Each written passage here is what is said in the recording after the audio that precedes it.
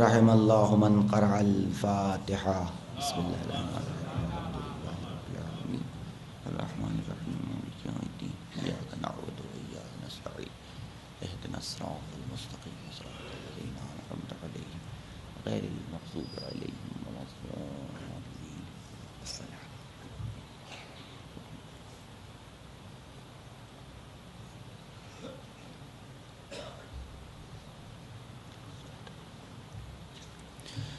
اعوذ باللہ من الشیطان اللعین الرجیم لا حول ولا قوة الا باللہ العلی العظیم۔ بسم اللہ الرحمن الرحیم الحمد للہ رب العالمین بارئ الخلائق اجمعین والصلاة والسلام علی اشرف الانبیاء والمرسلین صاحب الحوض والکوثر والتاج والمغفر والخدمة والمنبر والوجه الانور والقد الاقمر والجبین الازہر والعصب الاطہر والنسب الاشہر النبی الامی المکی المدنی القرشی الحاشمی ابتعی البتعی الطعامی الحجازی العربی الرسول المسدد المصطفى الامجد المحمود الاحمد مولانا مولا الكونين جد الحسن والحسين ابي القاسم محمد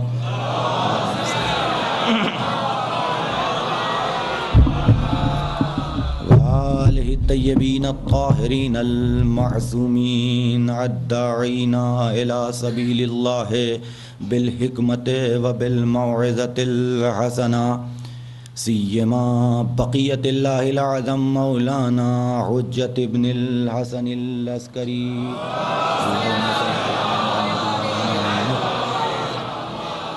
اما بعد فقد قال اللہ تعالی وتبارک فی قرآن المجید بسم اللہ الرحمن الرحیم ثم اورثنا الکتاب الذین اصطفینا من عبادنا فمنهم ظالم لنفسه ومنهم مقتصد ومنهم سابق بالخیرات۔ ایک صلوات پڑھ دیں۔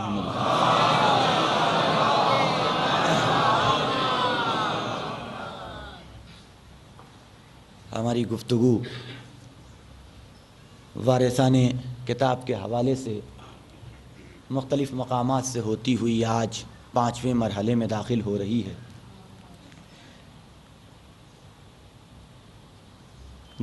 گزشتہ مجلسوں میں یہ بات آپ کی خدمت میں عرض کی گئی کہ قرآن مجید ایک ایسی کتاب ہے کہ جو اللہ کی جانب سے آنے والی تمام کتابوں سے مختلف ہے۔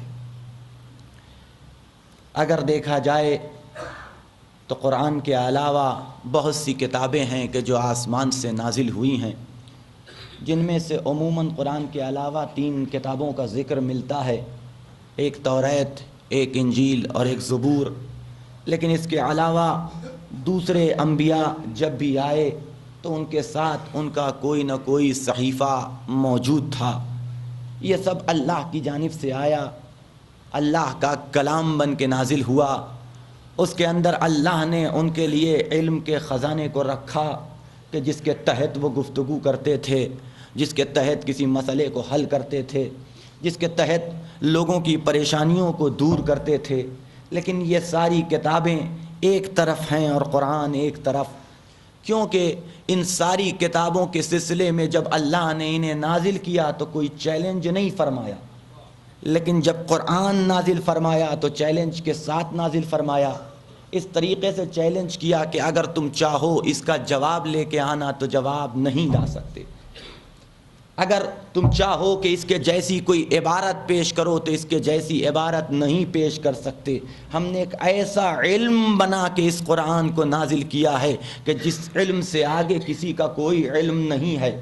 جو کچھ ہے اس کتاب کے اندر موجود ہے، اللہ نے قرآن کو نازل کیا ہے تو علم بنا کے نازل کیا ہے، ایک ایسا علم کہ جس کا کوئی جواب نہ ہو۔ تو میں نے آپ کی خدمت میں کل عرض کیا تھا، اب اگر قرآن علم ہے تو اب اللہ اس علم کو کسی جاہل کے حوالے نہیں کرے گا، بلکہ اگر علم ہے تو کسی عالم کے ہی حوالے کیا جائے گا، اسی کے حوالے کیا جائے گا کہ جو قرآن کو سمجھ سکے، قرآن کو جان سکے، قرآن سے مسائل کو حل کر سکے، قرآن سے دنیا والوں کو شفا پہنچا سکے۔ فیہ شفاء للناس، اس کے اندر لوگوں کے لیے شفا ہے، شفا ہے۔ ہم نے نہ جانے کتنے قرآن پڑھنے والوں کو دیکھا لیکن وہ مجھے مریض نظر آئے، تو اگر یہ شفا ہے تو پھر انہیں شفا کیوں نہیں مل جاتی، ان کے امراض کیوں دور نہیں ہو جاتے؟ تو قرآن آگے بڑھ کے جواب دے گا، یہ جہالت کے ساتھ قرآن کی تلاوت کرتے ہیں، علم کے ساتھ قرآن کی تلاوت نہیں کرتے۔ قرآن اسی وقت فائدہ پہنچائے گا کہ جب علم کے ساتھ اسے پڑھا جائے، علم کے ساتھ اس کی تلاوت کی جائے۔ عزیزان گرامی، لیکن اللہ کا کرم دیکھیے، اس کا جود دیکھیے، اس کی بخشش دیکھیے کہ ٹھیک ہے اگر صرف قرآن پڑھنا آتا ہے تو بھی اللہ نے اس کے اندر ہمارے لیے فائدہ اور منفعت کو رکھا ہے۔ تلاوت کرو، ہزاروں قسم کے تمہیں فائدے ملیں گے، تلاوت کرو، ہزاروں قسم کی منفعت سے تم بہرہ ور ہو سکتے ہو۔ اب یہ ہماری اور آپ کی بدقسمتی ہے کہ ہمارے ہاں اگر قرآن آتا ہے تو صرف لڑکی کے جہیز میں آتا ہے، اور وہ بھی آتا ہے تو خوبصورت سے جزدان کے اندر، خوبصورت سے اس کے خلاف کے اندر آ کے طاق کے اوپر حفاظت سے رکھ دیا جاتا ہے، کوئی چھونے نہ پائے، کسی کا ہاتھ نہ پہنچنے پائے، ورنہ بے ادبی ہو جائے گی۔ جناب والا، قرآن کی بے ادبی چھونے سے نہیں ہوتی، قرآن کی بے ادبی قرآن سے صحیح استفادہ نہ کرنے سے ہے۔ جو فرمائے آپ، قرآن کی بے ادبی قرآن کی تلاوت نہ کرنا ہے۔ اگر قرآن کی تلاوت نہیں ہو رہی ہے، گھر میں قرآن موجود ہے، تو یہ ہے قرآن کی بے ادبی۔ کتاب موجود ہے تمہارے پاس، اس کے باوجود علم حاصل نہیں کر رہے ہو، لہذا فریضہ ہے کہ ہر انسان کو قرآن کی تلاوت کرنا چاہیے۔ کم سے کم ایک دن میں اگر کر سکتا ہے تو ایک پارہ قرآن پڑھے، نہیں وقت ملتا تو ایک سورہ پڑھ لے، نہیں وقت ملتا لیکن کم سے کم یہ حد عقل ہے، ایک آیت قرآن کی، ایک آیت، اس کی تو تلاوت 24 گھنٹے میں کی جا سکتی ہے۔ کتنا وقت لگتا ہے ایک آیت کا مطالعہ کرنے کے لیے اور اس کو پڑھنے کے لیے، اس کی تلاوت کرنے کے لیے۔ کوئی شرط نہیں رکھی گئی کہ قرآن کی تلاوت کرو تو گھر میں مصلے کے اوپر بیٹھ کے کرو، اس کے علاوہ نہ کرو، نہیں، کوئی شرط نہیں ہے، کہیں بھی کر سکتے ہو، جیسے چاہو کر سکتے ہو۔ گاڑی چلاتے ہوئے بھی کیا جا سکتا ہے، ٹرین میں بیٹھ کے بھی کیا جا سکتا ہے، پلین میں سفر کرتے ہوئے بھی کیا جا سکتا ہے، کہیں جاتے آتے ہوئے بھی، آفس میں بیٹھ کے بھی ایک آیت پڑھی جا سکتی ہے۔ کتنا وقت لگتا ہے اس کی تلاوت میں، لیکن اس کو کیا کیا جائے، اس کو کیا کیا جائے۔ ابھی میرے بزرگ ایک بات کہہ رہے تھے، واقعاً حقیقت ہے۔ ایک صلوات پڑھ دے محمد و آل محمد۔ قرآن کہہ رہا ہے کہ ہمارے اندر ہر مرض کے لیے شفا ہے، ہر مرض کے لیے شفا ہے، ہم تمہیں دینے کے لیے تیار ہیں۔ آؤ حقیقی معنوں میں ہم سے تمسک کر کے تو دیکھو، ہم سے متمسک ہو کے تو دیکھو۔ ہماری تلاوت ہر فیہ شفاء للناس، لوگوں کے لیے شفا ہے۔ اب یہ شفا کاہے سے ہے، کوئی قید نہیں رکھی گئی، کوئی بند نہیں رکھا گیا کہ بھئی فلاں مرض سے شفا ہے تو فلاں مرض سے شفا نہیں ہے۔ غور کریں حضرات، جسمانی امراض کے لیے شفا ہے، روحانی امراض کے لیے شفا نہیں، یا روحانی امراض کے لیے شفا ہے، جسمانی کوئی قید نہیں ہے۔ مطلقاً کہا جا رہا ہے کہ لوگوں کے لیے اس قرآن کے اندر شفا ہے، شفا ہے، لیکن اس کے باوجود جب ہمارے اوپر کوئی مصیبت آتی ہے تو ہم جاتے ہیں دوسرے ایسے افراد کے اوپر کہ جو جاہل ہیں کہ دیکھیے کسی نے ہمارے اوپر کچھ کر تو نہیں دیا۔ غور کریں حضرات، یہ قرآن کو چھوڑ کے جانا، توجہ رکھیے گا، آپ قرآن سے رجوع نہیں کر رہے ہیں، قرآن کو چھوڑ کے ان کی طرف جا رہے ہیں، یہ جانا بتاتا ہے کہ آپ کو جتنا اعتبار اس جاہل پہ ہے اتنا اس کا 0.5% اعتبار بھی آپ کو قرآن پہ نہیں ہے۔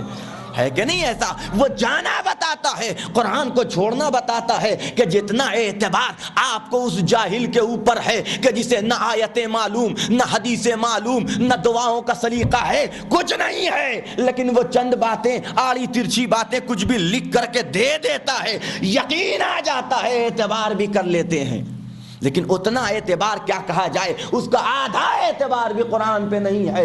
ہزاروں قسم کے امراض، ان کی دعائیں قرآن میں ان آیتیں موجود ہیں، ان کو پڑھو تمہیں شفا ہوگی، لیکن اعتقاد کے ساتھ پڑھو، اسی اعتقاد کے ساتھ قرآن کا مطالعہ کرو کہ جس اعتقاد کے ساتھ ان جھوٹوں سے جا کے تم اپنے مرض کی شفا حاصل کرنا چاہتے ہو۔ ایک صلوات پڑھ دے محمد و آل محمد۔ شفاء للناس، تو یہ ہے قرآن کہ جس کی ایک آیت کی تلاوت اتنی بابرکت ہے کہ انسان کے روح کو بھی روحانی بنا دیتی ہے، انسان کے چہرے پہ بھی نور آ جاتا ہے۔ ایسی کتاب کہ جو علم کا خزانہ قرآن آواز دے رہا ہے، ہر شے قرآن کے اندر موجود ہے۔ ولا رطب ولا یابس الا فی کتاب مبین، کوئی خشک و تر ایسا ہے ہی نہیں کہ جو اس کتاب کے اندر نہ ہو۔ یاد رکھو، اس دنیا کی سمندروں کی حدوں کو معلوم کیا جا سکتا ہے، قرآن کے علم کی حدوں کو معلوم نہیں کیا جا سکتا۔ ان کی حدیں موجود ہیں لیکن اس کا علم لامحدود ہے، اس کی حد کو نہیں معلوم کیا جا سکتا۔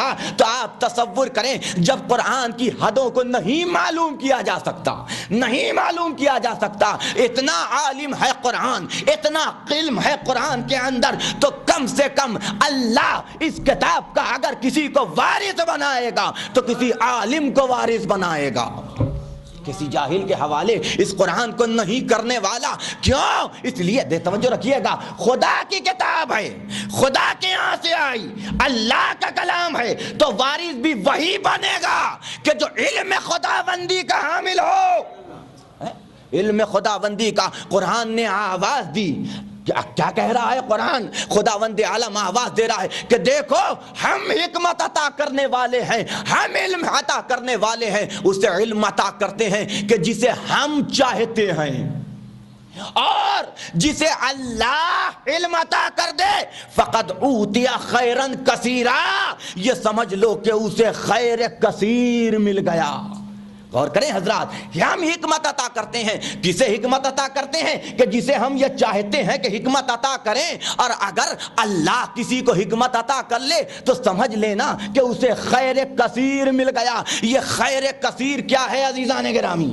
یہ خیر کثیر کیا ہے؟ خدا کیا کہہ رہا ہے کہ جسے ہم نے حکمت عطا کر لی تو سمجھ لینا کہ اسے خیر کثیر مل گیا۔ یہ خیر کثیر کیا ہے؟ سورہ تکاثر، خداوند عالم آواز دے رہا ہے الہاکم التکاثر حتی زرتم المقابر، ہے کہ نہیں؟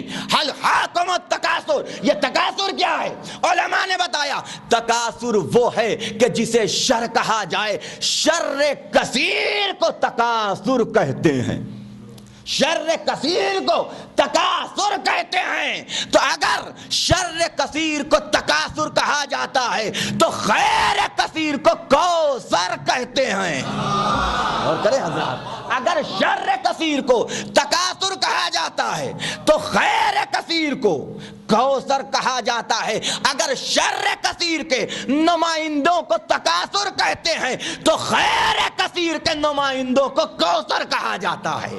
ایک صلوات پڑھ دے محمد و آل محمد۔ اللہ حکمت عطا کرنے والا ہے۔ غور کریں حضرات، تو حکمت اللہ دے رہا ہے، تو جسے دے رہا ہے علم کتاب بھی اسی کے حوالے کرے گا۔ کیسے نہیں دے سکتا اور کیسے کسی جاہل کے حوالے کر سکتا ہے؟ جبکہ قرآن میں مختلف مقامات پہ علماء کا قصیدہ پڑھ رہا ہے، خدا علماء کا قصیدہ پڑھ رہا ہے، آواز دے رہا ہے قل هل يستوي الذين يعلمون والذين لا يعلمون۔ کیا تم یہ سمجھتے ہو کہ جو جانتے ہیں، جو عالم ہیں، وہ کہ جو نہیں جانتے دونوں برابر ہیں؟ جاننے والے نہ جاننے والے دونوں برابر ہیں۔ علماء جانتے ہیں، پڑھے لکھے مجمع موجود ہے کہ یہاں پہ حل یہ استفہام ہے، لیکن یہ استفہام انکاری ہے، یعنی خدا یہ کہنا چاہتا ہے کہ حل یستوی الذین یعلمون والذین لا یعلمون۔ یاد رکھو، جاہل کبھی بھی عالم کے برابر نہیں ہو سکتا۔ جاہل کبھی بھی عالم کے برابر نہیں ہو سکتا. قرآن کہہ رہا ہے کہ جاہل کو عالم کے برابر نہ سمجھو. مسلمان بار بار جاہل کو عالم کی جگہ پہ لا کے بیٹھا رہے ہیں. ایک صلوات پڑھ دے محمد و آل محمد پر.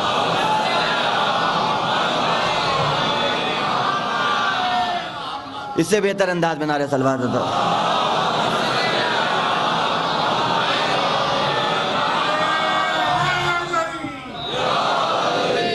توجہ فرمائیں آپ.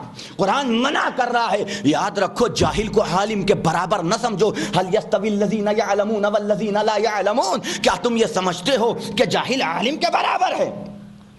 جو معیار, جو عظمت عالم کی ہے وہی جاہل کی ہے. نہیں, یہ دونوں کبھی برابر نہیں ہو سکتے, یہ کبھی برابر نہیں ہو سکتے. یاد رکھیے گا عزیزان گرامی, اللہ کے جتنے منصب ہیں, اللہ کی جانب سے آنے والے جتنے منصب ہیں, وہ صرف دو معیار کے اوپر عطا کیے جاتے ہیں.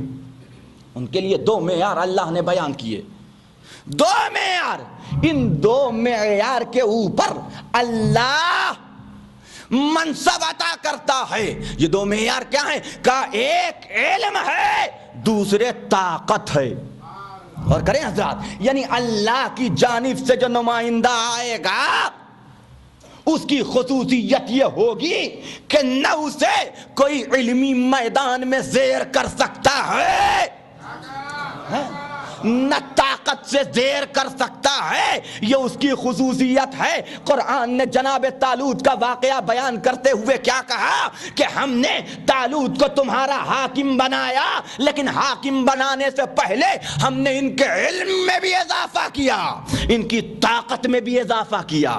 جب یہ دو خصوصیت ہم نے طالوت کو عطا کر دی, تب تمہارا رہنما بنایا, تب تمہارا حاکم بنایا. توجہ رکھیے گا, یہ سورہ قرآن کا سورہ ہے, بیان کیا جا رہا ہے دو معیار ہیں اللہ کے منصب کو پانے کے لیے, کہ ایک طاقت والا ہوگا, دوسرے علم والا ہوگا. اب عزیزان گرامی, اگر وارثان قرآن کو معلوم کرنا ہے کون ہے, تو یا تو رسول سے پوچھو. علم کے بارے میں جاننا چاہتے ہو تو رسول سے دریافت کرو. طاقت کے بارے میں معلوم کرنا ہے تو فاطمہ بنت اسد سے پوچھ لو. ایک صلوات پڑھ دے محمد و آل محمد.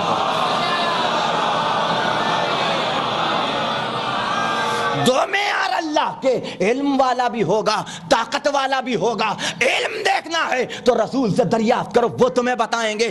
طاقت دیکھنا ہے تو جناب فاطمہ بنت اسد اور جناب ابو طالب سے دریافت کرو, وہ بتائیں گے کہ یہ وارث قرآن کی طاقت کیا ہے.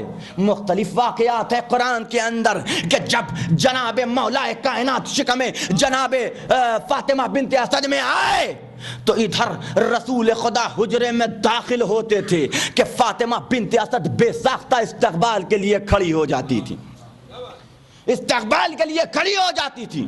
ابو طالب نے ایک بار دیکھا, دو بار دیکھا, تین بار دیکھا, سوال کیا, فاطمہ یہ تمہارا بھتیجا ہے, سن میں تم سے کافی چھوٹا ہے, تم اس کے استقبال کے لیے کھڑی ہوتی ہو. تو جواب دیا, اے ابو طالب کیا کرو, میں اگر بے بیٹھی رہنا بھی چاہوں تو یہ بچہ مجھے مجبور کر دیتا ہے کہ میں استقبال کروں. میرے اندر سے آواز آتی ہے, یہ جو آ رہا ہے یہ خاتم النبیین ہے, سید مرسلین ہے, مادر گرامی استقبال کے لیے کھڑی ہوئی ہے. توجہ فرمائیں آپ, جب آتے تھے رسول فاطمہ بے ساختہ. اور پھر مجھے تاریخ میں یہ جملہ اور یہ بات بھی ملی کہ جناب ابو طالب نے انتظام کیا, عقیل کو بلوایا, جعفر کو بلوایا, کہ جب رسول آئیں اور فاطمہ اٹھنا چاہیں تو ان کے بازو کو تھامے رہو, اٹھنے نہ دینا, اٹھنے نہ دینا. یہ انتظام ہوا, رسول آئے, فاطمہ بنت اسد نے چاہا کہ اٹھیں, عقیل نے بازو تھاما, طالب نے بازو تھاما, جعفر طیار نے بازو تھاما, چاہا کہ روک دیں, لیکن ادھر رسول آئے, طالب ادھر گئے, عقیل ادھر گئے, فاطمہ بنت اسد استقبال کے لیے کھڑی ہو گئیں. ایک صلوات پڑھ دے محمد و آل محمد. یہ اس وقت کی بات کہ جب شکم مادر میں تھے. دوسرا واقعہ کہ جب اس دنیا میں آ گئے, گہوارے میں ہے علی ابن ابی طالب. دیکھو اللہ کا منصب دار ہے تو نہ علم یہاں آ کے حاصل کرتا ہے, نہ طاقت میں یہاں کا محتاج ہوتا ہے. علم بھی وہاں سے لے کے آئے گا, طاقت بھی وہاں سے لے کے آئے گا. علم بھی اسی کے دیا ہوا, طاقت بھی اسی کی عطا کی ہوئی. وہ نہ علم میں تمہارا محتاج, نہ طاقت میں تمہارا محتاج ہے. آنے والے آتے ہیں. طالب ہماری ایک رسم ہے, جب کوئی بچہ اس دنیا میں آتا ہے تو ہم اس کی پیشانی پہ بتوں کی خاک لگاتے ہیں, اس کی پیشانی پہ بتوں کی خاک لگاتے ہیں. ابو طالب مسکرائے, کہا ٹھیک ہے اپنا شوق پورا کر لو, اپنا شوق پورا کر لو. آگے بڑھے, چاہا کہ پیشانی علی ابن ابی طالب پہ خاک لگائیں بتوں کی. تاریخ نے لکھا کہ ننھے ننھے ہاتھ نکلے, ایک تماچا ایسا مارا کہ مرتے مر گئے, گردن سیدھی نہ ہو سکی. ابو طالب نے مڑ کے فاطمہ بنت اسد سے کہا, اے فاطمہ مبارک ہو, تیرے بچے کا پنجہ تو شیر کا پنجہ ہے. ایک صلوات پڑھ دے محمد والے اور کریں حضرات.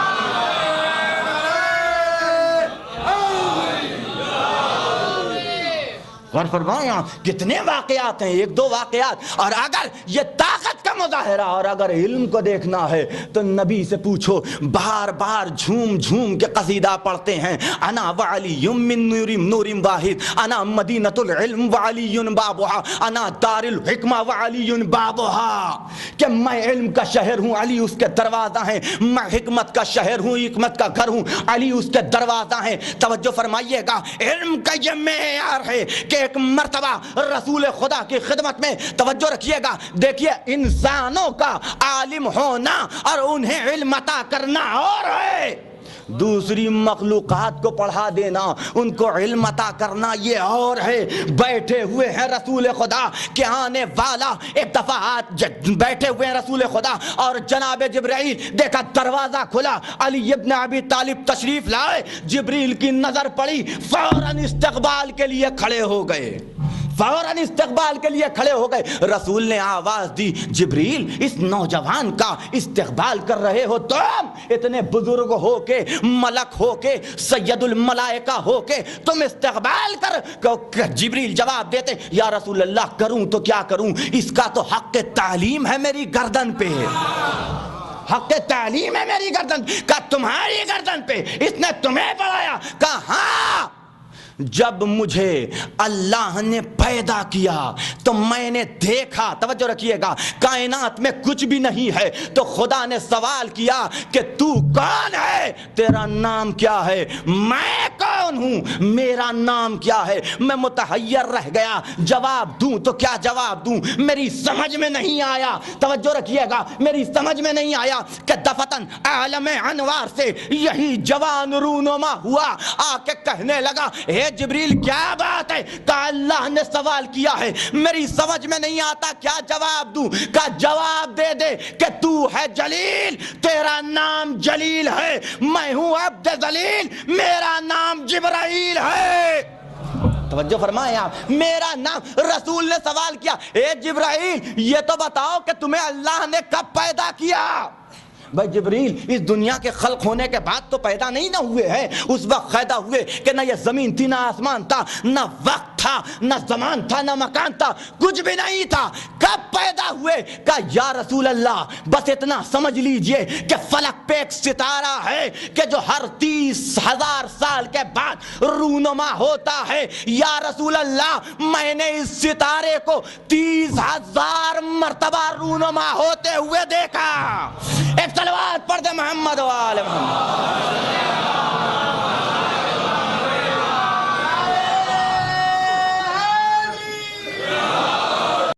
علی کے ساتھ چلا گیا. یہ جملہ ہے تاریخ میں معاویہ کا کہ علم بھی علی کے ساتھ چلا گیا. علی شہید ہو گئے تو گویا سمجھ لو کہ فقہ بھی ختم ہو گئی, یہ باب فقہ بھی بند ہو گیا. لیکن یہ اور بات ہے کہ اسے معرفت نہیں تھی کہ ان کے گھرانے کا ہر بچہ علی ہے, ان کے گھرانے کا ہر بچہ علی ہے. جس طریقے سے اللہ نے قرآن کی حفاظت کی ذمہ داری تا قیام قیامت لی ہے, اسی طریقے سے وارثان قرآن کی ذمہ داری اور ان کی حفاظت کی ذمہ داری بھی اللہ کی ہے. یہی وجہ ہے کہ آج تک ہمارا ایک وارث قرآن پردہ غیب میں ہے. ایک صلوات پڑھ دے محمد و آل محمد.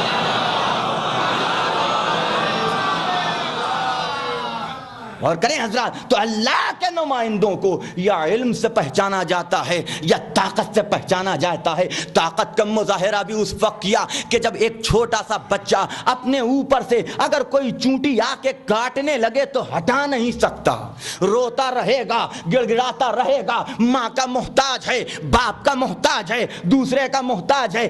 اگر دہن سے شیشی نکل جائے دودھ کی تو خود سے اٹھا کے لگا نہیں سکتا, اتنا محتاج ہے یہ بچہ. لیکن اس وقت طاقت کا مظاہرہ کیا. اور عزیزان گرامی, صرف ہاتھ نہیں چلا بلکہ زبان بھی چلی ہے. واقعات تو آپ کے ذہن میں ہیں نا کہ جب علی آئے رسول کی آغوش میں تو سوال کیا علی رسول خدا نے, یا علی کچھ سناؤ. تو علی نے کیا سنایا؟ کہا یا رسول اللہ توریت سنا دوں, یا انجیل سنا دوں, یا زبور سنا دوں, یا قرآن سنا دوں. کہا یا علی قرآن سناؤ. اب قرآن بھی سنایا تو الحمد کی سورہ نہیں سنائی, انا اعطینا نہیں سنایا, قل اعوذ برب الناس نہیں سنایا, نہ ابتدا سنائی نہ انتہا سنائی, درمیان سے شروع کیا قد افلح المؤمنون. ایک صلوات پڑھ دے محمد و آل محمد. اور سنا کے بتایا کہ تم قرآن کو اس وقت جانو گے کہ جب قرآن تمہارے ہاتھوں میں دو جلدوں کے درمیان میں پہنچ جائے گا. لیکن ہم قرآن کی تلاوت لوح محفوظ سے کرتے چلے آ رہے ہیں. ہمیں پتا ہے قرآن کے حوالے سے, کیونکہ ہم وارث قرآن ہیں. یہی وجہ تھی نا عزیزان گرامی کہ مسئلے آتے تھے. اب روز میں آپ کی خدمت میں کوئی نہ کوئی ایک علمی مسئلہ جو علی ابن ابی طالب نے حل کیا ہے وہ پیش کر رہا ہوں. آج بھی ایک مسئلہ پیش کرنا چاہتا ہوں. ایک صلوات پڑھ دے محمد و آل محمد.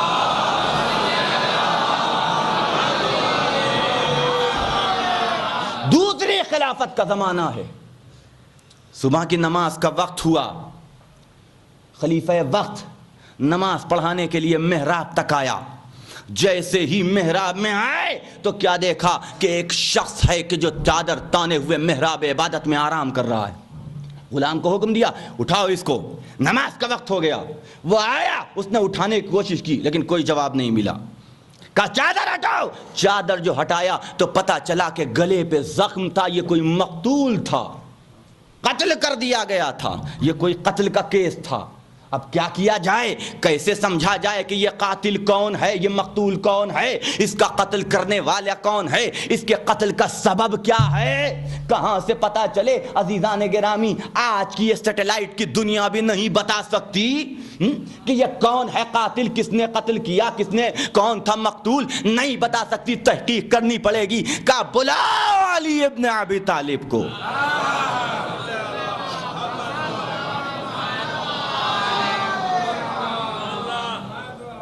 یہ غیب کا سوال ہے تو وہی دے سکتا ہے کہ جو علم غیب رکھتا ہو.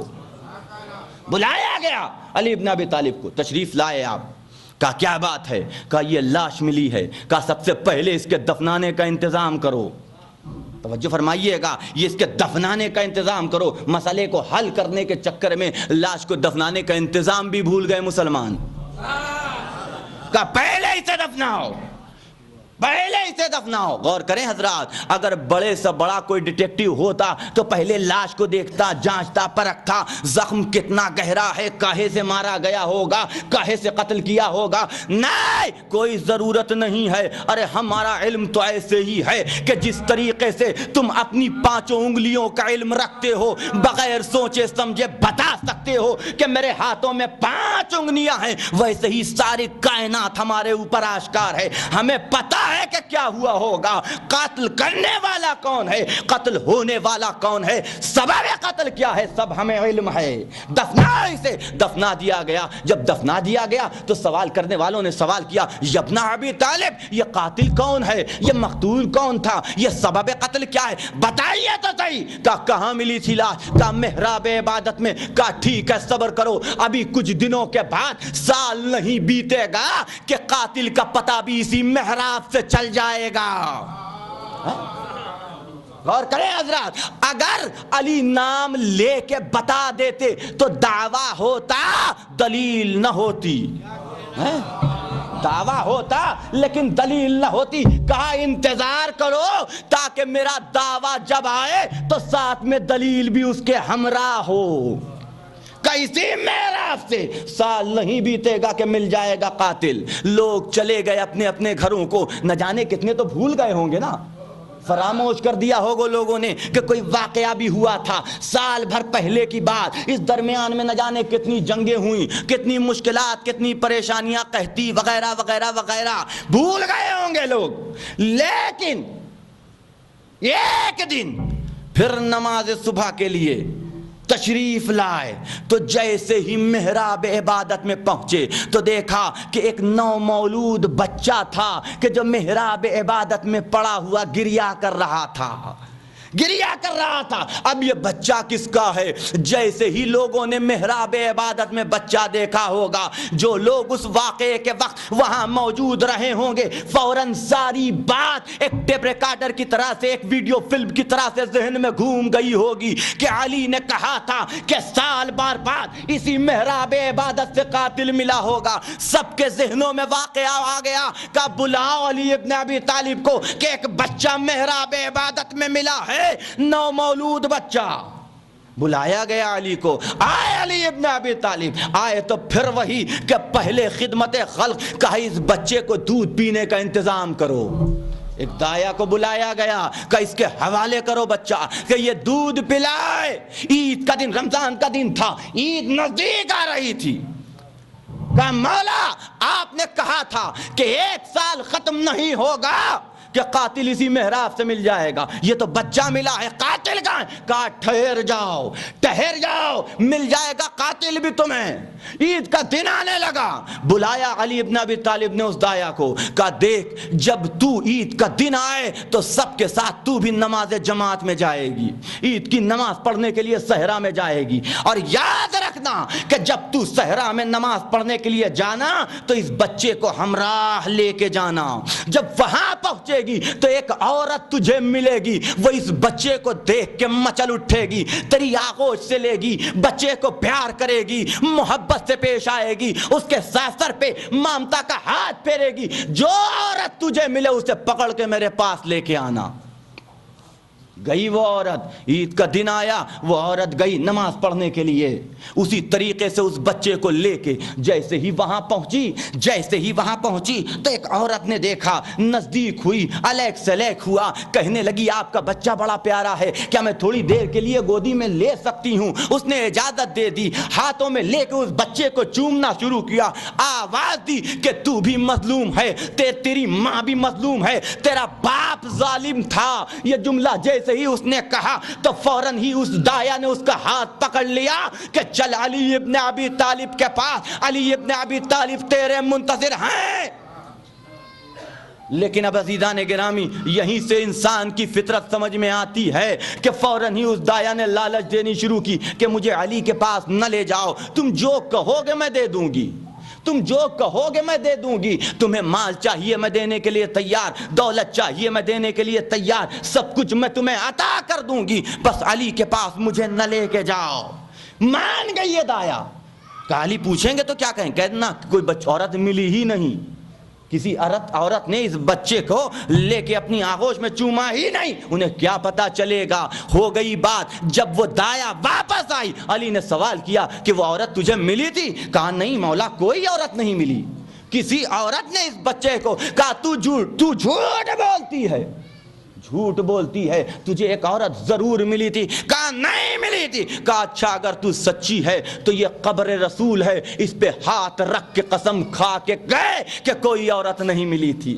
جانتی تھی کہ اگر نبی کی قبر پہ ہاتھ رکھ کے جھوٹی قسم کھائی تو ابھی مسخ ہو جاؤں گی, ابھی مسخ ہو جاؤں گی. توجہ رکھیے گا, اگر ایک جھوٹ بول کے کوئی نبی کی قبر پہ ہاتھ رکھ دے, توجہ, اور قسم کھا لے تو مسخ ہو جائے. اب جس کی زندگی ہی جھوٹ میں بیتی ہو, اب اگر ساری زندگی وہ نبی کے پہلو میں رہے,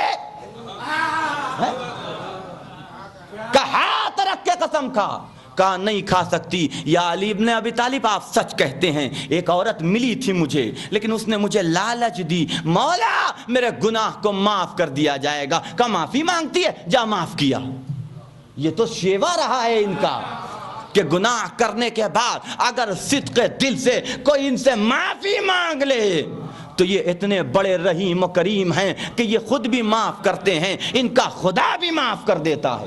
معاف کیا, لیکن یاد رکھ ابھی بقرعید آ رہی ہے, اس میں بھی اسی طریقے سے جانا. مجھے پتا ہے کہ اس عورت نے تجھ سے کہا تھا کہ اگر بقرعید کی نماز میں بھی تو اس بچے کو لے کے آئے گی تو جتنا دیا ہے اس کا 2 برابر تجھے دوں گی. کہا ہاں مولا, یہ کہا تھا اس نے. کہا جانا لیکن اس دفعہ پکڑ کے میرے پاس لے کے آنا.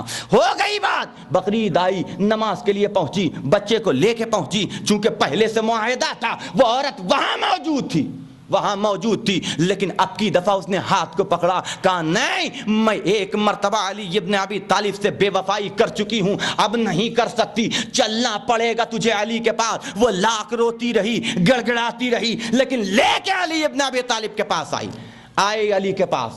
علی نے سوال کیا, یہ بچہ تیرا ہے؟ تو اب چونکہ پورا معاملہ کھل چکا تھا, قبول کیا, ہاں مولا یہ بچہ میرا ہے, یہ بچہ میرا ہے. یہ جو سر کٹی ہوئی لاش محراب میں پڑی ہوئی تھی, تو قاتل ہے اس کی؟ کہا ہاں بے شک مولا میں نے قتل کیا ہے. کہا سبب قتل کیا ہے بیان کر. کہا مولا میں اکیلی تھی, باپ مر گیا تھا, ماں مر گئی تھی, کوئی نہیں تھا, اکیلے گھر میں رہتی تھی, اللہ کی عبادت کرتی تھی, تھوڑا بہت کام کر کے اپنا رزق حاصل کرتی تھی. ایک دن ایک عورت آئی, ایک ضعیفہ میرے پاس آئی, آ کے کہنے لگی کہ ایک رات کے لیے مجھے اپنے گھر میں پناہ دے دو. میں نے پناہ دے دیا کہ چلو ایک سے بھلے 2 ہیں, پناہ دے دیا. اب وہ آئی تو اتنی مومنہ تھی کہ آ کے اس نے مصلی عبادت بچھایا, رات بھر نماز پڑھتی رہی, اللہ کی عبادتیں کرتی رہی. صبح ہوئی تو جانے لگی, تو میں نے سوچا کہ اتنی مومنہ ہے کہ جو میری عبادتوں میں بھی میری معین ثابت ہو سکتی ہے. میں نے اس سے گزارش کی, ایسا ہے کہ اگر تو چاہتی ہے تو یہیں رک جا, میرے ساتھ رہے, میرا بڑا سا گھر ہے, کوئی رہنے والا نہیں ہے, میں بھی رہوں گی تو بھی رہے گی, دونوں مل کے اللہ کی عبادت کریں گے. اس نے قبول کر لیا. ایک دن وہ کہنے لگی کہ میری ایک بیٹی بھی ہے, میری ایک بیٹی بھی ہے, وہ بھی بڑی عبادت گزار, بڑی مومنہ ہے, اگر تو کہے تو میں اس کو بھی لے کے آؤں, میں اس کو بھی لے کے آؤں. میں نے کہا اس سے بہتر کیا ہو سکتا ہے, اسے بھی لے کے آؤ. وہ گئی, جانے کے بعد ایک برقع پوش عورت کو لے کے آئی. میں نے اجازت دیا, وہ گھر میں داخل ہوئی. جب وہ گھر میں داخل ہوئی تو اس نے کہا کہ ذرا اس کا برقع اٹھا کر کے, اس کا نقاب ہٹا کے تو ذرا دیکھو. اب جو نقاب ہٹایا تو اندر کوئی عورت نہیں تھی بلکہ مرد تھا. اس عورت نے, اس مرد نے میرے ساتھ تجاوز کیا, اور پھر اس کے بعد وہ نشے میں چور تھا تو بے ہوش ہو کے گر پڑا, تو مجھ سے رہا نہیں گیا, میں نے چھری اٹھا کر کے اس کی گردن کاٹ دی, اور ڈر گئی کہ اگر لاش میرے گھر سے ملی تو مجھے پکڑ لیا جائے گا, لہذا میں نے اسے مسجد کے اندر, محراب کے اندر رکھ دیا. غور کریں عزیزان گرامی, قاتل بھی مل گیا, مقتول کا پتہ بھی چل گیا, سبب قتل بھی معلوم ہو گیا. اب مسلمانوں نے پوچھا مولا ان کا کیا ہوگا؟ کہا یہ مقتول چونکہ ظالم تھا, نہ بچہ قصوروار ہے, نہ یہ عورت کوئی قصوروار ہے, نہ اس کو دیت دینی پڑے گی, نہ اسے دیت دینی پڑے گی, کیونکہ دونوں کا قصور کچھ بھی نہیں, یہ دفاعی حملہ تھا. یہ سنا تو جو مسلمانوں کے خلیفہ تھے تڑپ کے کھڑے ہو گئے, کہ قسم خدا کی میں نے اپنے انہی کانوں سے رسول کو فرماتے فرماتے ہوئے سنا ہے انا مدینۃ العلم وعلی بابھا. ایک صلوات پڑھ دے محمد وآل محمد. میں نے اپنے انہی کانوں سے یہ جملہ نہیں ہے علی کے علم کا اعتراف ہے, اپنی بے وسی کا اقرار ہے. ایک صلوات پڑھ دے محمد وآل محمد. توجہ فرما رہے ہیں آپ؟ اقتدار بھی ملے گا, طاقت بھی یہی دیکھنے کو ملے گی.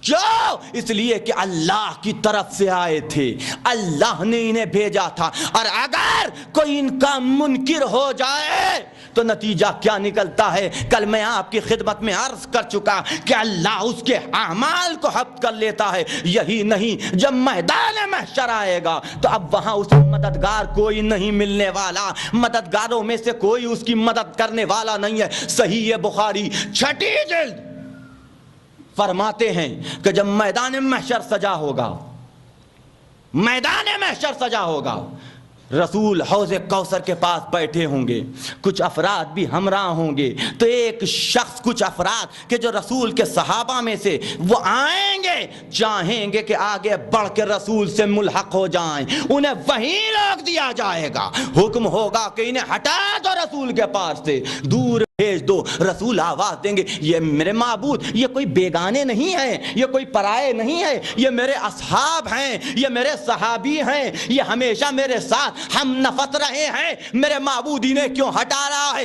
خدا آواز دے گا, اے میرے حبیب, کیا تم نے نہیں دیکھا؟ کیا تم نے نہیں دیکھا؟ یعنی کہ دیکھا ہے, یعنی کہ دیکھا ہے. کیا تم نے نہیں دیکھا کہ تمہارے بعد انہوں نے کس طریقے سے شریعت کو بدل ڈالا, انہوں نے کس طریقے سے اسلام میں تبدیلی پیدا کر دی, انہوں نے کس طریقے سے تمہارے احکام کو چینج کر ڈالا. تو رسول آواز دیں گے, اے میرے معبود, گواہ رہنا, گواہ رہنا, میں ایسے افراد سے کوئی واسطہ نہیں رکھنا چاہتا کہ جنہوں نے میرے بعد میری محنتوں کو بدل ڈالا, میرے دین کو تبدیل کر ڈالا. عزیزان گرامی, اگر نبی کے دین میں کوئی تبدیلی کر دے تو نبی اس سے واسطہ نہیں رکھتا. اب اگر کوئی الیوم اکملت لکم دینکم کے مصداق کو بدل دے تو نبی اس سے کوئی کیا واسطہ رکھے گا؟ ایک صلوات پڑھ دے محمد والے. فرمایا ہے کہ نہیں؟ آواز دے گا نبی کہ ہٹا دیجئے, میں ان سے ملنا نہیں چاہتا, میں ان کی صورت نہیں دیکھنا چاہتا. اب جسے نبی پہچاننے سے انکار کر دیں, جسے نبی ماننے سے انکار کر دیں, اس کی آخرت جہنم کے علاوہ اور کیا ہو سکتی ہے؟ تصور کریں عزیزان گرامی, میں اپنی منزل سے ملحق ہو گیا تو آیت, یہ آیت ہے اللہ کی, اللہ کی نشانیاں ہیں. ایک معنی آیت کے کیا بتائے تھے کل آپ کی خدمت میں؟ نشانی.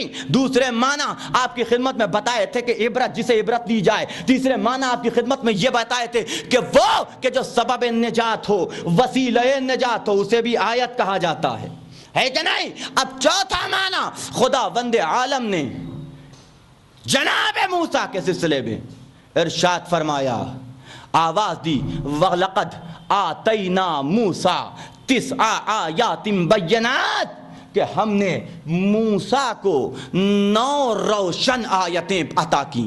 9 روشن آیتیں. علماء نے بتایا کہ یہاں آیات سے مراد معجزات ہیں, یعنی اللہ نے موسیٰ کو 9 معجزے عطا کیے. پہلا معجزہ کیا تھا؟ کہا عصائے موسیٰ, عصائے موسیٰ. یہ عصا کہاں سے آیا؟ جنت سے آیا. کون لے کے آیا؟ روایتوں نے بیان کیا سب سے پہلے آدم لے کے آئے.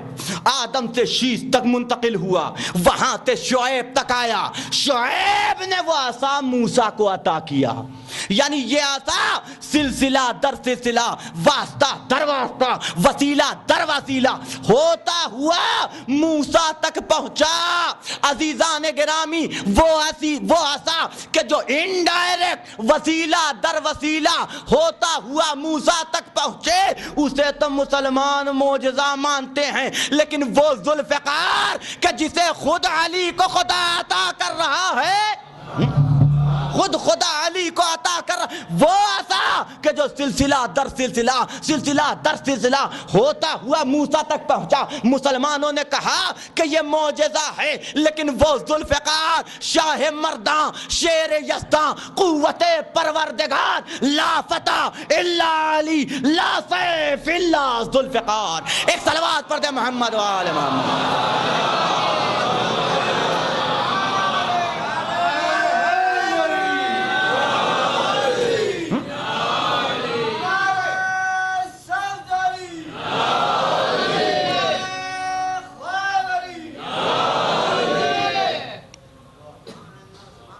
اگر عصائے موسیٰ معجزہ ہے کیونکہ جنت سے آیا تھا تو علی کی ذوالفقار بھی معجزہ ہے. اٹھا کے دیکھو دیکھو مدارج النبوہ. محدث دہلوی کیا لکھتے ہیں؟ لکھتے ہیں کہ یہ تلوار اللہ کی جانب سے آئی تھی خصوصاً علی ابن ابی طالب کے لیے.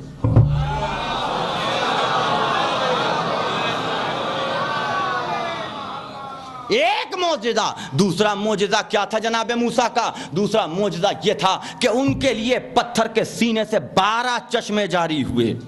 12 چشمے جاری ہوئے. موسیٰ کے لیے یہ اختصاص رکھتا تھا جناب موسیٰ کے لیے 12 چشمے. اس عصا کی ضرب کا کمال یہ تھا کہ ایک پتھر تھا، پتھر کے سینے سے 12 چشمے جاری ہوئے. تیسرا معجزہ جناب موسیٰ کا کیا تھا؟ یہ تھا کہ انہوں نے دعا کی تو ان قبطیوں کے سروں میں جوں پڑ گئی، جس کی وجہ سے وہ بہت پریشان رہتے تھے. توجہ رکھیے گا. چوتھا معجزہ کیا تھا کہ جناب موسیٰ کا یہ تھا کہ جب کوئی قبطی اگر پانی کا گلاس لے کے منہ تک لاتا تھا، چاہتا تھا اسے پینا، تو وہ پانی خون میں تبدیل ہو جاتا تھا. پانی لیکن دہن تک پہنچا کہ خون میں بدل گیا. تو یہ قبطی باقاعدہ طور پہ بندگان خدا سے موسیٰ کی قوم والوں سے استدعا کرتے تھے کہ یہ گلاس لیجئے، اپنے منہ میں پانی ڈالیے، پھر اپنے منہ سے ہمارے منہ میں ڈالیے. توجہ رکھیے گا. گلاس میں خون آ چکا تھا، بن چکا تھا یہ پانی، لیکن ادھر بندہ خدا کے ہاتھ میں پہنچا تو دوبارہ اپنی اصلی شکل پہ واپس ہو گیا. یعنی پانی بن گیا. نہ حلال تھا، حلال سے نجس ہوا، لیکن جب پھر کسی حلال زادے کے ہاتھ میں پہنچا تو پھر سے پانی طاہر ہو گیا، خون نہ رہا. لیکن ادھر اپنے دہن میں لینے کے بعد یہ قبطی، یہ مسلمان، یہ موسیٰ کا امتی قبطی کے منہ میں پانی ڈالنا چاہتا ہے تو ادھر منہ میں پہنچا تو دوبارہ خون میں تبدیل ہو گیا. عزیزان گرامی، حد ہو گئی. اگر پانی خون ہونے کے بعد، نجس ہونے کے بعد کسی مومن کے منہ تک پہنچ جائے تو پاک ہو جاتا ہے، طاہر ہو جاتا ہے. غور کریں حضرات، تھا خون لیکن پانی بن گیا. اب اگر کسی فخر موسیٰ کا خون کسی خاک میں مل کے اسے خاک شفا بنا دے، ایک صلوات پڑھ دے محمد و آل محمد.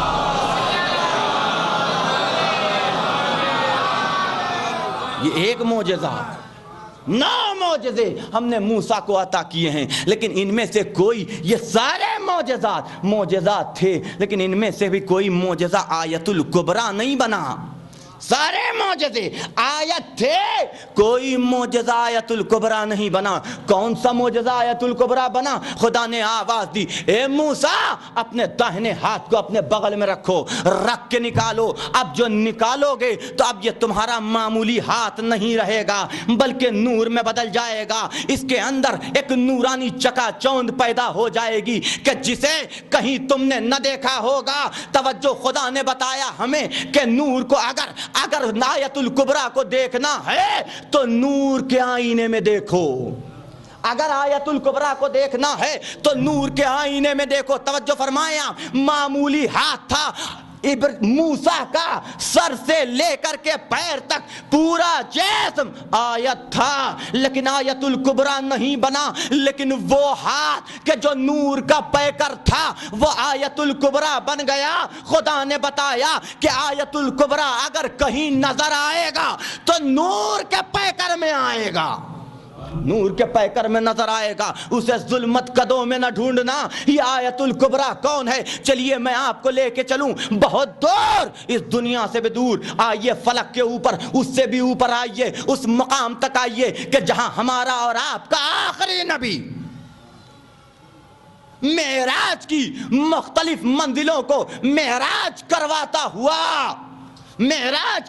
ہوا پہنچا ہے سدرۃ المنتہا کی منزل کو معراج کروانے کے لیے۔ تو خدا نے آواز دی دنا فتدلا فکانا قاب قوسین و ادنا، اتنا نزدیک ہوا، اتنا قریب ہوا کہ اب 2 کمان یا اس سے کم کا فاصلہ رہ گیا، 2 کمان یا اس سے کچھ کم کا فاصلہ رہ گیا حبیب کے وہاں پہنچنے کے بعد۔ تصور کریں عزیزان گرامی، یہ محاورہ ہے عرب کا، 2 کمان یا اس سے کچھ کم کا فاصلہ۔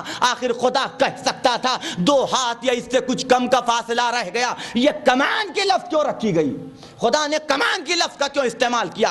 عرب کا دستور تھا کہ جب وہ کوئی معاہدہ کرتے تھے، کوئی عہد کرتے تھے، کوئی پیمان کرتے تھے، تو دستور یہ تھا کہ ایک قبیلے کا سردار آگے بیٹھتا، دوسرا قبیلے کا سردار ادھر بیٹھتا، بیچ میں یہ اپنی کمان کو رکھتا، وہ اپنی کمان کو رکھتا، دونوں سرداروں کے درمیان میں کمان کا فاصلہ۔ کیوں کمان کا فاصلہ؟ تاکہ دیکھنے والا دیکھ کر کے یہ سمجھ جائے کہ ان دونوں قبیلوں کے سردار میں کوئی معاہدہ ہو رہا ہے، کوئی عہد ہو رہا ہے، کوئی پیمان باندھا جا رہا ہے۔ خدا کہہ رہا ہے میرا حبیب اتنا قریب ہوا کہ 2 کمان یا اس سے کچھ کم کا فاصلہ، تو پتا چلا کہ خدا نے بلایا تھا، کوئی عہد لینا تھا، کوئی پیمان لینا تھا، کوئی وعدہ کرنا تھا، وعدہ کرنا تھا۔ خدا نے آواز دی کہ ہم نے اوہا فاوہا الی عبدہ ما اوہا، ہم نے وحی کی اپنے بندے کے اوپر، وحی کہ جو ہم نے کرنی چاہی،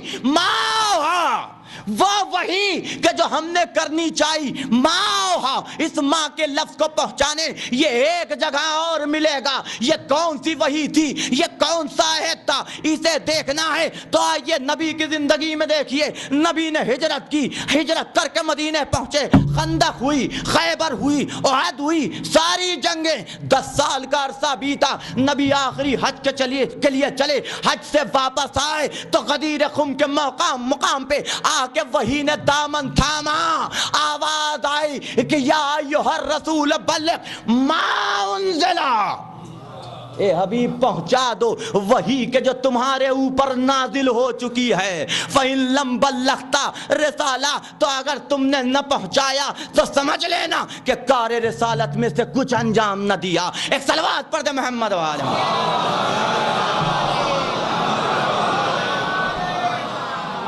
اے حبیب پہنچا دو اسے پہنچا دو کہ جسے ہم نے تم پر تبلیغ کیا ہے، جو ہم نے تمہیں بیان کیا ہے، جو وعدہ لیا ہے۔ تو سدرۃ المنتہا کی منزلوں میں کیا دیکھنے کے لیے گئے تھے رسول؟ سوال یہ ہے کہ نبی کو معراج ہوئی، کیا دیکھنے کے لیے گئے تھے؟ ملائکہ کو؟ ارے وہ تو ہمیشہ در پہ آتے رہے۔ کیا دیکھنے کے لیے گئے تھے؟ ستاروں اور چاند و سورج کو؟ یہ تو ہمیشہ ان کی غلامی کرتے رہے۔ کیا دیکھنے کے لیے؟ قرآن نے آواز دی کہ ہم نے انہیں بلایا تھا تو آیت الکبریٰ کا نظارہ کروانے کے لیے، ہم نے اسے بلایا تھا تو آیت الکبریٰ کو دکھانے کے لیے۔ یہ آیت الکبریٰ کیا ہے؟ اسے کیسے سمجھا جائے؟ میں اپنی طرف سے کچھ نہیں کہہ سکتا۔ تفسیر سورہ والنجم، آیت اللہ دست غیب شیرازی تحریر فرماتے ہیں کہ جب میرا نبی سدرۃ المنتہا کی منزلوں میں پہنچا، اتنا قریب ہوا کہ 2 کمان یا اس سے کچھ کم کا فاصلہ، اور جب گفتگو شروع ہوئی تو رسول نے محسوس کیا کہ پردے کے پیچھے سے علی کی آواز آ رہی ہے، علی کی آواز آ رہی ہے۔ تو ہاتھوں کو جوڑ کے آواز دی، میرے معبود ذرا یہ تو بتا دے کہ یہ پردے کے پیچھے تو بول رہا ہے یا علی بول رہے ہیں؟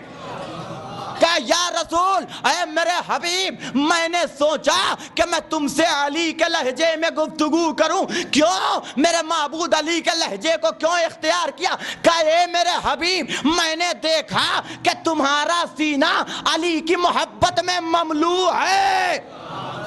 علی کی محبت سے بھرا ہوا ہے تو میں نے پسند کیا کہ اسی کی لہجے میں گفتگو کروں کہ جس کی محبت تمہارے دل میں ہے. تصور کریں عزیزان گرامی, جو نبی کو پسند وہ خدا کو پسند, جو نبی کو پسند وہ خدا کو پسند. تو جب نبی اور خدا کی پسند ایک ہے تو نبی اور خدا کی پسند کو تم اپنی پسند پہ غالب کیسے کر سکتے ہو؟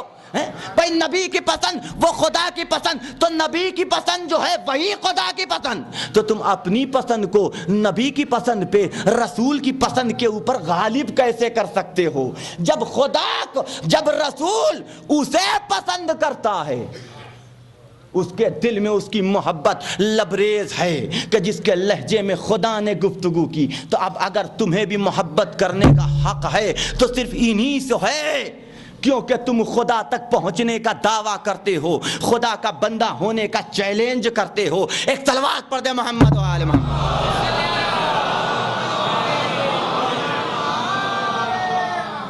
لیکن عزیزان گرامی, دعویٰ محبت اپنی جگہ سے, لیکن دلیل محبت پیش کرنا یہ بڑا سخت مرحلہ ہے. یہی وہ مقام ہے کہ جہاں عداوتیں نمایاں ہو جاتی ہیں, بغض و حسد آشکار ہو جاتے ہیں. اگر دعویٰ محبت ہے, دلیل محبت یہی ہے کہ جو کچھ محبوب چاہتا ہے وہی ہماری چاہت ہو, جو محبوب کی پسند ہے وہی ہماری پسند ہو. اہل بیت کا کمال یہی تھا, وما تشاؤون الا ان یشاء اللہ, یہ تو چاہتے ہی نہیں, وہی چاہتے ہیں کہ جو ان کا خدا چاہتا ہے. لیکن اس کے علاوہ یہ جلوہ اور یہ کمال ہمیں کہیں دیکھنے کو نہیں ملا. ہم تو یہی دیکھتے رہے کہ دعویٰ محبت ہے لیکن عملی میدان میں عداوت نظر آ رہی ہے, بغض نظر آ رہا ہے, حسد نظر آ رہا ہے. اور عزیزان گرامی, جب تک سامنے ہوں تب تک تو سبھی تعریف کرتے ہیں, اپنوں کے درمیان میں سبھی تعریف کرتے ہیں, لیکن کمال تو یہ ہے کہ جب غیروں کے درمیان میں پہنچے آدمی تب بھی تعریف کرے, جب پردے کے پیچھے ہو محبوب تب بھی تعریف کرے. تب سمجھ میں آتا ہے کہ محبت ہے. نبی کی آنکھ بند ہوئی, سارا دعوی محبت دھرا کا دھرا رہ گیا, سارا دعوی محبت دھرا کا دھرا رہ گیا. اب دعوی محبت ہے لیکن محبت کہیں نظر نہیں آتی. رسول کے دیے ہوئے پیغام ہیں لیکن رسول کی باتوں پہ عمل نظر نہیں آتا. عزیزان گرامی, کربلا کے میدان میں کیا ہوا؟ عزیزو, آج 5 محرم کی تاریخ ہے اور آج کی تاریخ مخصوص ہے حسین کے اس 6 مہینے کے بچے سے کہ جو واقعاً اگر کربلا کے میدان میں نہ ہوتا تو حسین کی مظلومیت پہ صحیح طریقے سے دلیل نہیں قائم ہو پاتی. جس مقصد کے لیے علی اصغر کو حسین کربلا کے میدان میں لائے تھے یہی وجہ تھی. عزیزو, 6 مہینے کا بچہ تھا, صبح سے لے کر کے شام تک, عصر کے ہنگام تک ایک ایک جانثار جا رہا ہے, اپنا جام شہادت نوش کر رہا ہے, لیکن حسین نے علی اصغر کو بچائے رکھا اس لیے کہ آخری نقاب جو ان ظالموں کے چہرے پہ تھی اس نقاب کو کھینچنا مقصود تھا, یہ دکھانا مقصود تھا کہ یہ جو ہمیں قتل کرنے کے لیے آئے ہیں, دیکھو انہیں مسلمان کیا, انہیں تو انسان بھی نہیں کہا جا سکتا. ان کا کردار تو وہ ہے کہ جو حیوانیت سے بھی پرے ہے, جہاں حیوان بھی آ کے تھوڑا سا اس کے اندر رحم و کرم پایا جاتا ہے. لیکن اندازہ کرو کہ یہ کیسے ظالم ہیں, یہ کیسے جابر ہیں, یہ کیسے شقی القلب ہیں کہ سب تو سب انہیں 6 مہینے کے بچے پہ بھی رحم نہیں آتا. ہاں عزیزان گرامی, جب حسین قاسم کے لاشے کو بٹور چکے, علی اکبر کے جنازے پہ جا چکے, عباس کے بازو کو اٹھا چکے, کوئی نہ بچا, تو ایک دفعہ میدان کربلا میں آتے ہیں. مظلومیت بھری آواز, بے کسی بھری آواز فضا میں گونجتی ہے, حل من ناصر ینصرنا حل من مغیث یغیثنا. ارے ہے کوئی جو میری مدد کو آئے, ہے کوئی جو میری فریاد کو پہنچے.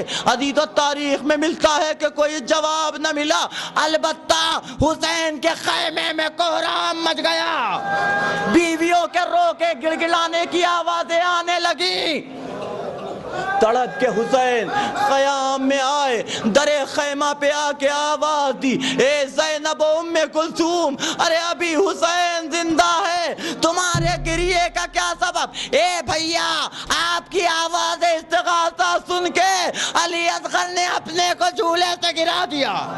حسین اپنے لال کا مطلب سمجھ گئے کہ لاؤ میرے لال کو میری آغوش میں دے دو، کربلا کے میدان میں لے کے جاتا ہوں، شاید کسی کو رحم آ جائے، 2 گھونٹ پانی کا مل جائے۔ لے کے آئے حسین، ایک ٹیلے پہ کھڑے ہو گئے، آواز دیتے قوم جفاکار، اگر تمہاری نگاہوں میں یہ حسین گناہگار ہے تو سنو، اس 6 مہینے کے بچے نے کیا قصور کیا ہے، آؤ آ کے اپنے ہاتھوں سے پانی پلا جاؤ، اپنے ہاتھوں سے سیراب کر دو۔ لیکن عزیزوں کوئی آگے نہ بڑھا۔ پھر حسین آواز دیتے ہیں، اے قوم جفاکار، تم یہ سمجھتے ہو کہ حسین اس 6 مہینے کے بچے کے بہانے پانی پی لے گا؟ تو آؤ میں اسے کربلا کی جلتی ہوئی ریت پہ لٹا دیتا ہوں۔ کربلا کی جلتی ہوئی ریت، تاریخ نے لکھا کہ اتنی گرم تھی کہ اگر کچا چنا، یہ محاورہ ہے، کچا چنا ریت پہ ڈال دیا جائے تو بھن جائے۔ 6 مہینے کے پھول سے بچے کو حسین نے لا کے ریت کے اوپر لٹایا، دور جا کے کھڑے ہو گئے۔ مظلومیت دیکھیے عزیزان گرامی، انتظار کر رہے ہیں کسی کو رحم آ جائے، کسی کو رحم۔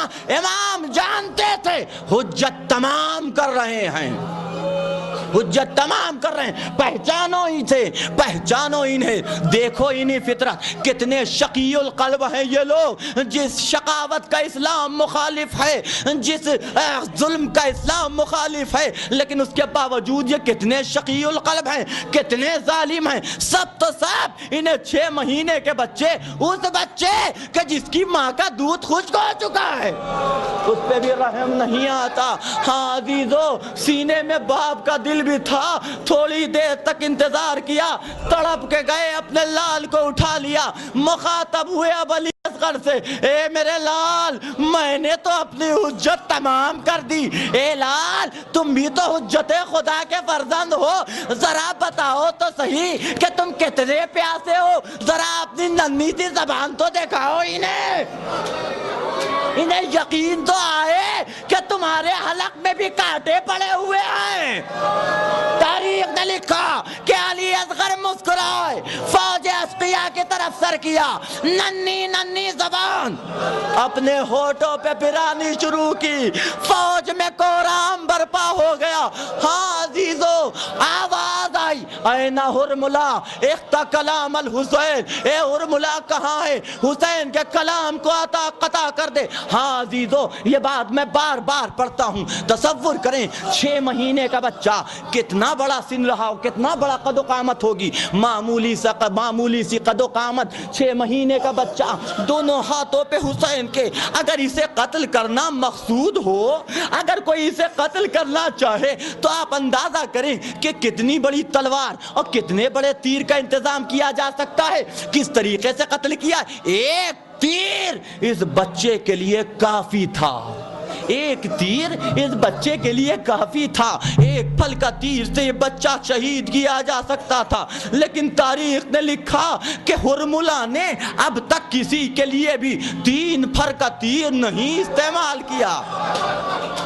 تصور کریں حضرات، تصور شرط ہے، اور یہ 3 پھل کا تیر اجازت نہیں تھی کسی کو کہ وہ جنگوں میں استعمال کرے، انسانوں پہ استعمال نہیں کیا جاتا تھا، بلکہ یہ 3 پھل کا تیر وحشی جانوروں کو مارنے کے لیے استعمال کیا جاتا تھا۔ 3 پھل کا تیر چلائے کمان میں جوڑا۔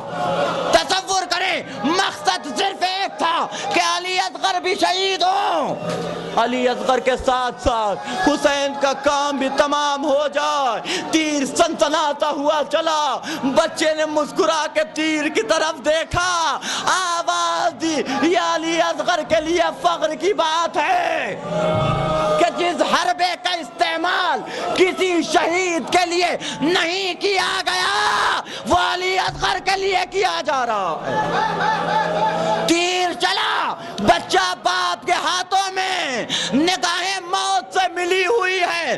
تاریخ نے لکھا کہ ایک دفعہ دفعہ بچہ اپنے باپ کے ہاتھوں میں ان کا 3 پھل کا تیر علی اصغر کے گلے پہ مرثیہ پڑا، فانقلب الصبی علی یدی ابی، بچہ اپنے باپ کے ہاتھوں پہ منقلب ہوا، ماں نے مرثیہ پڑھا، اے میرے لال ہمیں نہیں معلوم تھا کہ تمہاری سن کے بچے بھی نہر کیے جاتے۔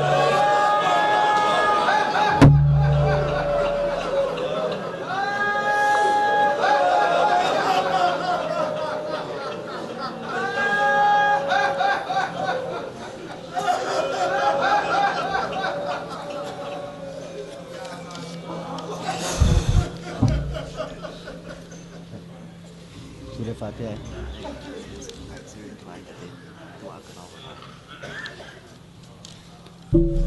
انا للہ و انا الیہ راجعون، اللہم بحق محمد وانت المحمود وبحق علی وانت الاعلی وبحق فاطمہ وانت فاطر السماوات وبحق الحسین وانت قدیم الحسان وبحق ائمۃ التسعۃ الطاہرین من ذریۃ حسین علیہ السلام، ربنا تقبل منا انک انت السمیع العلیم۔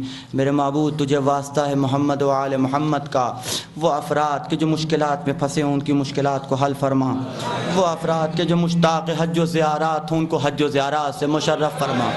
میرے معبود وہ افراد کے جو پریشانیوں میں ہوں، مشکلات میں گھرے ہوئے ہوں، گھریلو مشکلات، سیاسی مشکلات، اقتصادی مشکلات، سب کی ساری مشکلات و پریشانیوں کو حل فرما۔ میرے معبود تجھے واسطہ ہے ہمارے اور آپ کے چوتھے بیمار امام کا، تجھے واسطہ ہے سکینہ کا، وہ افراد کے جو مریض ہیں انہیں شفائے کاملہ عطا کر فرما۔ حضرات ایک مومنہ ہیں کہ جو ابھی ایکسیڈنٹ ہو گیا ہے، ان کے لیے دعا کے لیے آپ حضرات سے گزارش کی جا رہی ہے، سیدہ مرضیہ فاطمہ، آپ حضرات ان کے حق میں دعا فرمائیں کہ خداوند عالم انہیں صحت و سلامتی عطا کرے، ان کو صحت عطا فرمائے، ان کی جان بخش دے۔ اللہم صلی علی محمد و آل محمد۔ حضرات یہ اعلانات بھی ہیں، بتاریخ 7 سے 9 محرم بوقت 9:30 بجے، بتاریخ 4:30 بجے شام بمقام حسینیہ نواب عنایت جنگ ایک مجلس اعضاء مقرر ہے کہ جسے انشاءاللہ بندائی خطاب کرے گا۔ آپ حضرات سے شرکت کی استدعا ہے اور داعیان سید محمد عابد حسین خان اور ڈاکٹر سید علی عباس حسین خان، 9 محرم 4:30 بجے بمقام حسینیہ نواب عنایت جنگ۔